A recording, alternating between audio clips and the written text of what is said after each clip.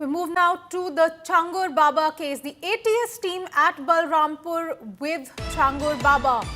Probe on UP conversions intensified. Foreign funding nexus has been exposed.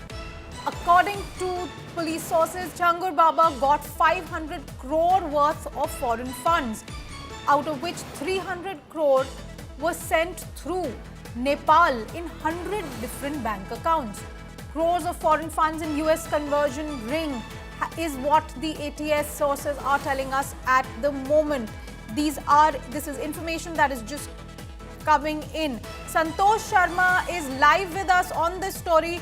Santosh, इतना पैसा आया ये बात आ रही है, 500 करोड़ रुपए आया ये बात आ रही है, कई बैंक अकाउंट की जांच पड़ताल हो रही है, और क्या पता लग रहा है आपको सोर्सेज के द्वारा, और इन्वेस्टिगेशन में आखिर इन्वेस्टिगेशन किस स्टेज पर पहुंची है अभी? देखिए, छांगुर बाबा के अकाउंट में करीब 200 करोड़ से अधिक की फंडिंग हुई। और देखिए, यूपी एटीएस की टीमें, तस्वीरें देखिए, यूपी एटीएस की टीम में छांगुर बाबा को लेकर निकल रही है। यूपी एटीएस की टीम, कमांडो, और जो बलरामपुर पुलिस है, जो लोकल पुलिस स्टेशन है उतरौला का, वो यहाँ पर पूरा स्कॉट किया हुआ है। जो एटीएस के कमांडो हैं वो मौजूद है, महिला पुलिस मौजूद है, महिला सब इंस्पेक्टर मौजूद हैं, और ये एटीएस कमांडो टीम बिल्कुल मुस्तैद है। छांगुर बाबा को लेकर यहाँ पर लेकर आई थी। रही बात फंडिंग की, तो फंडिंग के लिए बाबा को करीब 40 बैंक अकाउंट्स का इस्तेमाल हुआ, जिसमें 200 करोड़ रुपए की फंडिंग की बात कही गई। और ये देखिए, तस्वीरों के जरिए आप समझिए कि किस तरीके से फॉरेन फंडिंग के जरिए ये फॉरेन फंडिंग के धर्मांतरण करवाया जा रहा था छांगुर बाबा का। ये छांगुर बाबा को लेकर एटीएस की कमांडो टीम यहाँ पर निकल रही है। ये पुलिस के अधिकारी मौजूद हैं, डिप्टी एसपी रैंक के अधिकारी मौजूद हैं, और इसी गाड़ी में छांगुर बाबा बैठा हुआ है, छांगुर बाबा मौजूद है। इसी गाड़ी में यूपी एटीएस के कमांडो छांगुर बाबा को लेकर निकले हुए हैं। ये छांगुर बाबा को लेकर निकल रहे हैं, और इसी ब्लैक कलर की गाड़ी में बीच में रखा गया है छांगुर बाबा को, और ये छांगुर बाबा लेकर के निकली है एटीएस की टीम। वापस कहा जा रहा है लखनऊ लेकर के जा रहे हैं।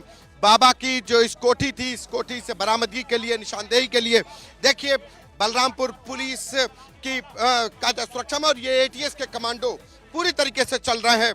और ये उस कोठी पर लेकर आई थी छांगुर बाबा और जमालुद्दीन को, जो धर्मांतरण का पूरा सिंडिकेट चला रही थी, और इसी धर्मांतरण के सिंडिकेट को चला रही यूपी एटीएस की कमांडो की टीम यहाँ पर पहुंची हुई है। और ये देखिए, ये लेकर निकली हुई है ये यूपी एटीएस की टीम। अब छांगुर बाबा को लेकर करीब 1.5 घंटे तक यहाँ रुकी, और उसको लेकर के रवाना हो गई है।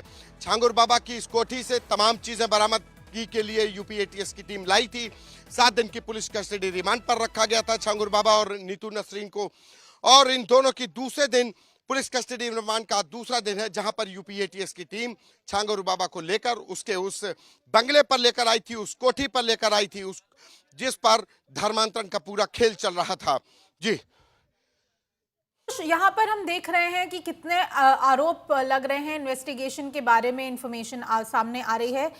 एक चौंकाने वाली खबर जो आई है वो ये है कि 500 करोड़ रुपया फॉरेन फंडिंग का आया, 100 के आसपास बैंक अकाउंट पता चले हैं। ये कहां से पता चला है, कौन से बैंक अकाउंट्स हैं ये, और इस पैसे का कहां इस्तेमाल हो रहा है, क्या इसके बारे में कुछ पता चला है?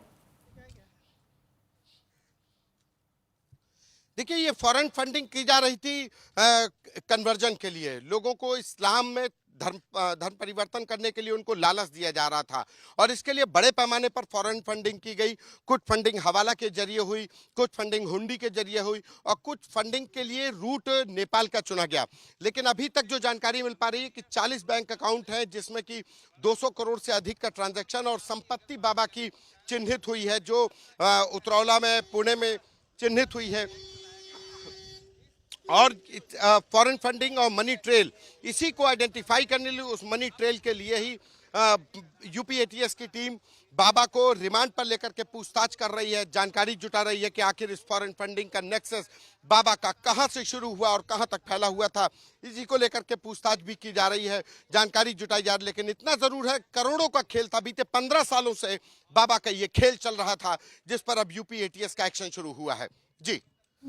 तो संतोष, और क्या हम जानते हैं इस जांच के बारे में? अभी आपने बताया कि डेढ़ घंटे से लगभग ये यूपी एटीएस की टीम उनको लेकर वहीं उस बंगले पर आई थी जहां वो रहते हैं। क्या पता चला है, क्या जानकारी मिल पाई है इस डेढ़ घंटे की छानबीन में? क्या निकल के आया है, क्या कुछ पता चला है? देखिए, इस पूरे जो पुलिस कस्टडी रिमांड के दौरान एटीएस ने वो सिंडिकेट तलाशने की कोशिश की जिससे बाबा धर्मांतरण करा रहा था। रही बात यहाँ लाने की, तो ये कोठी का एक हिस्सा है।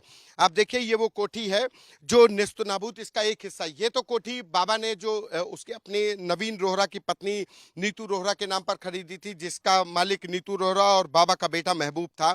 इसके एक हिस्से को जमींदोज कर दिया गया, लेकिन इसी कोठी के अंदर धर्मांतरण का पूरा खेल चल रहा था। विदेशी फंडिंग हो रही थी, विदेशी फंडिंग का पूरा सिंडिकेट चलाया जा रहा था, कैश फंडिंग हो रही थी, कैश आता था। जो हमारी कुछ लोगों से बात हुई, जो बाबा के घर में नौकर थे, उनसे भी बात हुई तो उनका कहना था कि बड़े पैमाने पर फंडिंग की गई और कैश में पैसा आता था। तो अब यूपी एटीएस यहां पर लेकर के आई है उस लैपटॉप। जी ठीक है संतोष, बहुत बहुत धन्यवाद ये सारे इंफॉर्मेशन के लिए। एटीएस जांच कर रही है, हम भी काफी पैनी नजर रखेंगे इस मुद्दे पर। We will keep a very close eye on this story as it develops.